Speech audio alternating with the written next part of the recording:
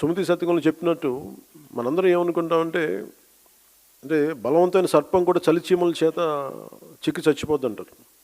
మనందరం ఏమనుకుంటాం, మనకు స్థాయి లేదులే, మనందరం చిన్న మనుషులే పెద్దలు అనుకుంటాం.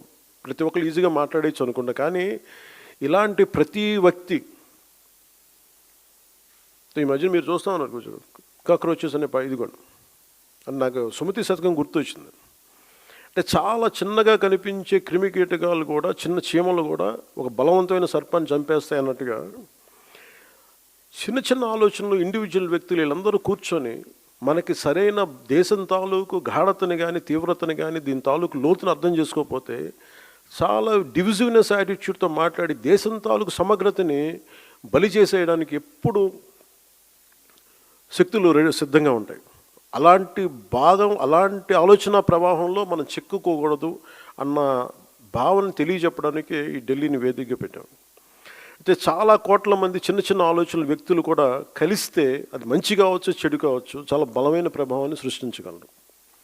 అందుకని ఈ విభజనవాదాన్ని సృష్టిస్తున్నారు. లేదంటే ఇలాంటి పరిస్థితుల్లో మనం దాంట్లో భాగస్వామ్యం కాకూడదు. దాంట్లో మనం ఎంత ఎదురెడ్డి పోరాడాలని చెప్పడానికి దీని తాలూకు ముఖ్య అంశం.